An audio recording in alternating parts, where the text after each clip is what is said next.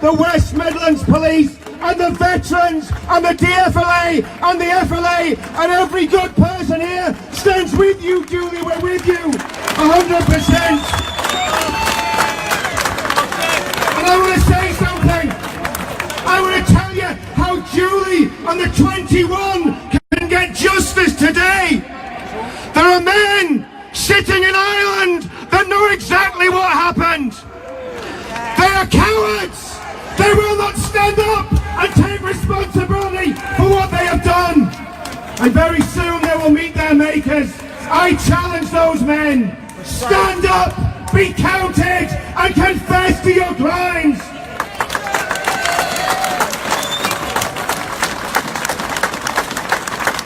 And next I want to talk about another atrocity my friend from Charlton brought to my attention. We all know about it. We've all forgotten about it. We've all forgotten about Lee Rigby, who was brutally murdered. Yeah. He was virtually beheaded. He was virtually beheaded by Islamic terrorists. Yes. They murdered him. They chopped him up. Yes. And we're calling for a permanent memorial at the spot where Lee Rigby died.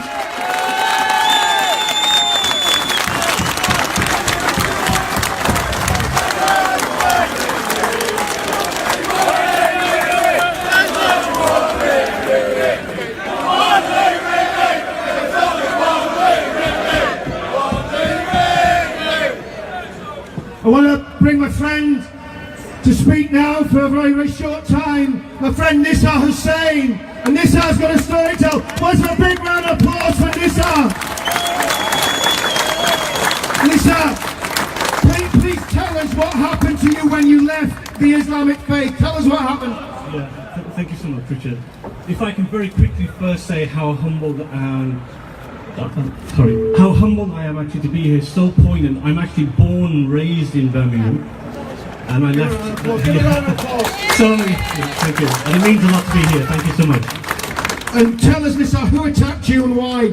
Yeah, I'm actually a Pakistani born in a sort of Muslim background. I converted to Christianity in '96, along with my family. My family and I have been brutalised by the Islamic barbarians, actually, and they know who they are. Whether it's here or Bradford or up and down the length and breadth of this country. We've suffered 18 years of persecution under the noses of Bradford police. We've been terrorised, we've had acts of terrorism against us. We've almost been wiped out, actually. It's been covered over for 18 years. Yeah. And Nissa, could you tell us how you actually had to leave Bradford, how you left Bradford, what happened to you the night you left? Given the failure of the Bradford police, actually, and the lawlessness of these fellow Pakistanis, with impunity, I was brutally attacked outside my home. I was kneecapped and suffered a broken hand whilst trying to protect my head from being bludgeoned in, actually. I spent 11 days in hospital. We had no police protection. Bearing in mind, we had 17 years of these abuses prior to this. This is November of 2015, by the way. And they yes sir, for leaving Islam. And they left me, my family, vulnerable for over 18 years, actually. Let's have a big round of applause for Nissa Hussain. He's a brave man. And I want to tell you something. Nissa is putting his life on the line because there's only one punishment in Islam for leaving Islam, and that is a death sentence, and that is wrong. Many times when we get involved in these battles like Julie did and like all of us standing here today, we feel like we're alone, but today shows me one thing: we are not alone. This is a movement that is going to take our country back. We're men and women who love our families, we love our neighbours, we love our communities, and most of all, we love this great country of the United Kingdom. And you can be proud of standing here today and taking your stand. We're the backbone of this country. We're the forgotten people of this country. We're the real people of this country. And every one of us counts. I want to tell you something, every one of us here, we were born for such a time as this, and we will, and we can, and we're going to save our country from disaster. Our country is in grave, grave danger. We have weak leadership. Our country is rudderless at the minute. On the one side, you have the treacherous Jeremy Corbyn, who calls the IRA his friends. He calls Hamas his friends. He calls Hezbollah his friends. And he calls Islamist terrorists and Islamic supremacists his friends. If he gets in power, people, our country is doomed. His party has overseen the rape of our daughters by Muslim rape gangs in Rotherham and Rochdale. It has to stop. And Telford. And why did he do it? Why did the Labour Party stay silent like the Three Wise Monkeys? They saw no evil, and they spoke no evil, and they heard no evil. Why? Because Muslim votes were more important than your daughters and my daughters.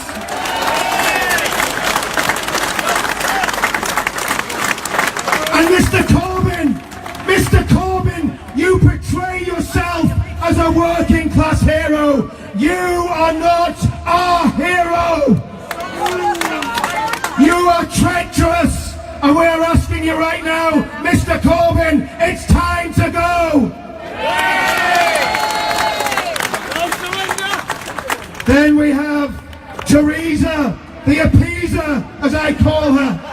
She's negotiating surrender terms with the European Union. She's groveling to the Islamic fascist state of Saudi Arabia, and she appeases Islamic terrorists. Do you know there's 450 of them come back in this country?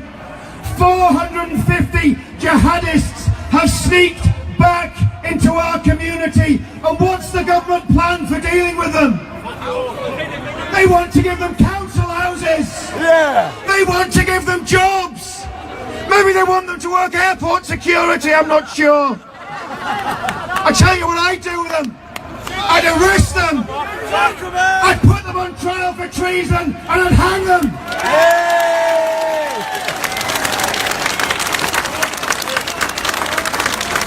And meanwhile, veterans die of hypothermia on the street. We did a demonstration in Edinburgh last year. We met a veteran, he was living on the street. We found out just after Christmas that he died of cold on his own. The man was suffering from PTSD. This country has failed him. And I want to talk, before I close, I want to talk about some of the victims of the rape scandal. I'm sick of it being called a grooming scandal. Grooming's what happens to a woman when she goes to a beauty salon, not when she gets raped by 10 men at a time. That's not grooming.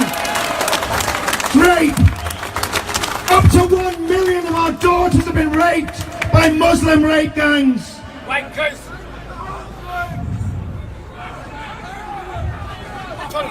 Friends, we've got to remember these girls. We've got to remember their names.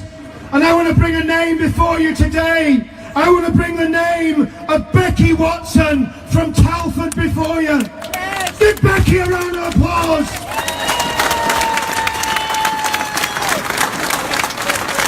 Becky Watson was 11 years old when she was taken and she was raped, and they raped her until she was 13, and then they killed her in a car crash, and the police said it was only a prank. It was murder, cold-blooded murder and nothing else. Lucy Lowe was pregnant with a second child when the rapist Asha Mahmood murdered her mother and her unborn child. That man's in prison for life now. I want to tell you something. I would bring back hanging for men that rape and murder little girls.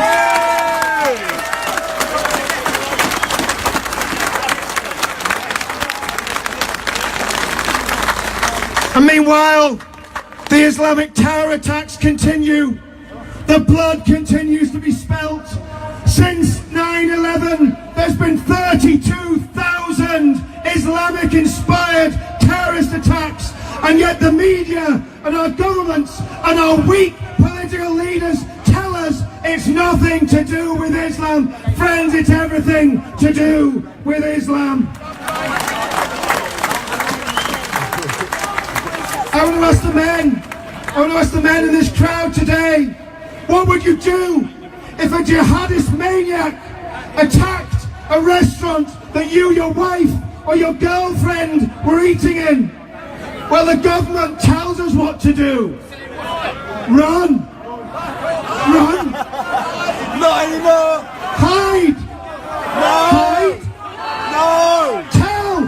Who are you going to tell? The teacher? Run, hide and tell. What a load of nonsense. I tell you what you do. If some scumbag jihadist runs into a pub or a restaurant and starts attacking our women, you stand, you fight, and you protect.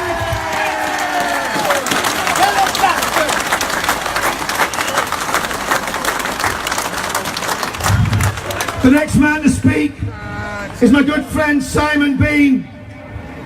Simon has been attacked by jihadists.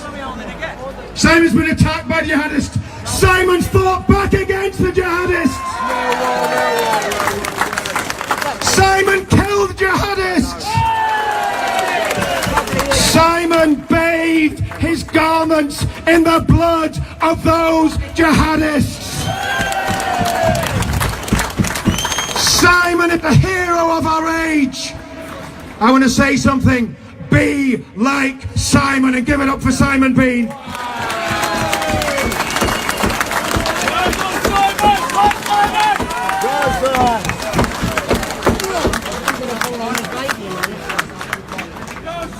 Hello Birmingham, hello brothers and sisters.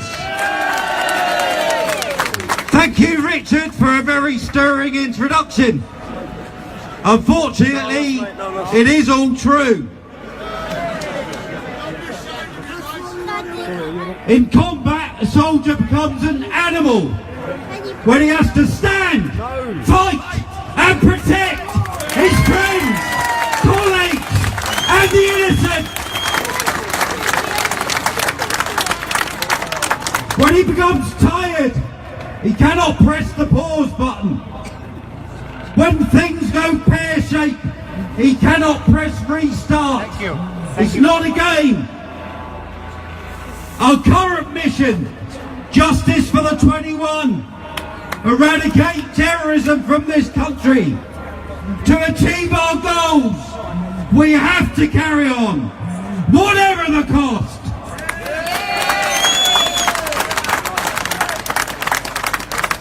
We know that history tells lies. The Americans didn't lose the Vietnam War.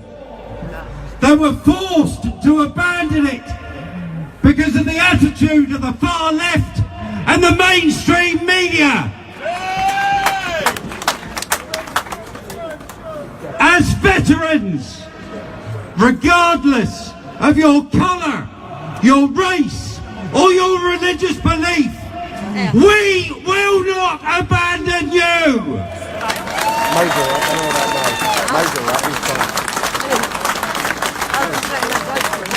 Instead, we will show respect and pick up the honour of our forefathers and defend this great nation.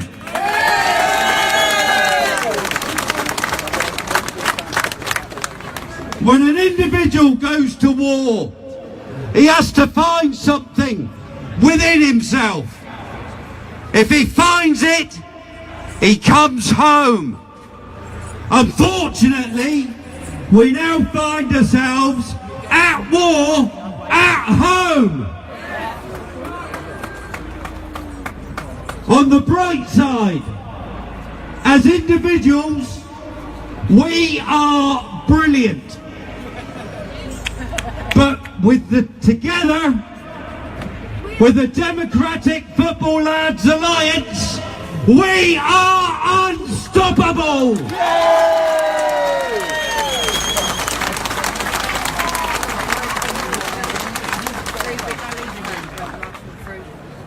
A word is being bantered around the English language a lot these days. I'm moving to move that banner. Sorry guys. Islamophobia. It's not even a proper word. It's not even correct use of our language. Islam describes an ideology that is sweeping through the Western world, gaining in its extremism. Whilst phobia lends itself to a deep-seated fear of something like spiders, snakes, or speaking out. Well, I, for one, will not be frightened by a few Islamist extremists. And neither will you.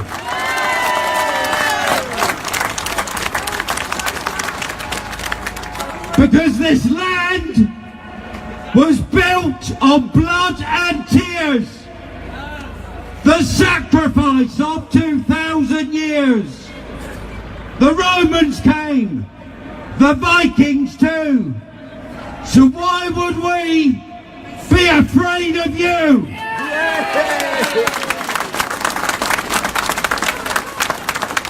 Now mark my words, and mark them well. It was 1066 when we last fell.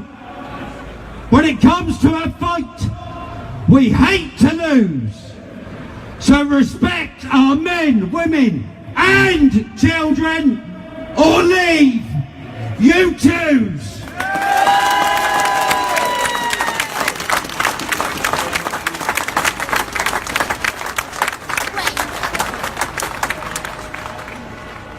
Ladies, gentlemen and children, thank you for being here today. Today is a day that will go down in infamy. If I should die today, I'm going to take everybody here with me, in my heart.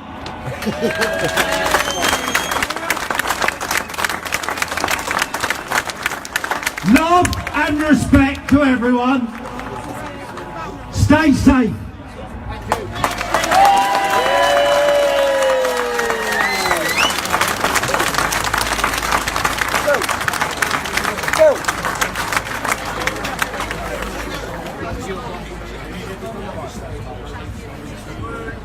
Right, listen, just before we go, we're going to take the wreaths over to the cathedral, yeah, but Julie's got one more last thing to say. I've noticed there's a few people creeping away. Just stay here, please, yeah? We ain't quite finished yet. Julie Hamilton.